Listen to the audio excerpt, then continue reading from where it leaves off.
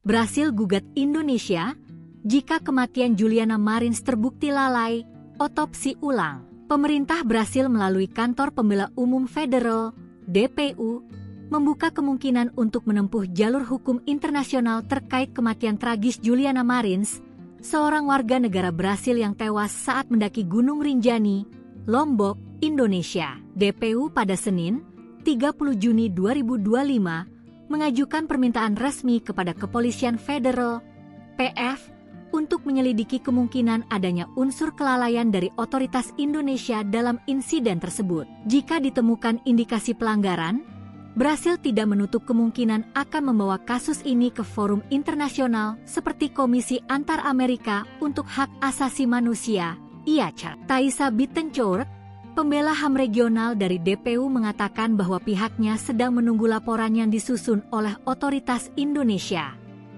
Setelah laporan itu diterima, pihaknya akan menentukan langkah hukum berikutnya. Setibanya jenazah Juliana Marins di Brasil pada Selasa, 1 Juli 2025, keluarga segera meminta dilakukan otopsi ulang untuk memastikan waktu dan penyebab kematian secara akurat. Permintaan ini dikabulkan oleh pemerintah federal dan dijadwalkan berlangsung di Institut Medis Legal, IML, Rio de Janeiro pada hari yang sama.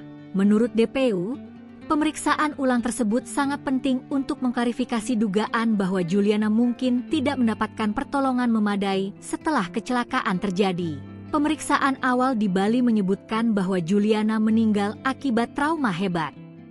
Namun, keluarga mengeluhkan proses penyampaian hasil otopsi yang dilakukan lewat konferensi pers sebelum mereka sempat mendapatkan laporan resmi. Sementara itu, Polres Lombok Timur di Indonesia telah memeriksa sejumlah pihak, termasuk pemandu wisata yang mendampingi Juliana, porter pembawa barang, petugas polisi kehutanan, serta pihak Biro Perjalanan. Penyelidikan bertujuan untuk mengetahui apakah ada unsur kelalaian dalam peristiwa yang menyebabkan kematian wanita berusia 26 tahun tersebut.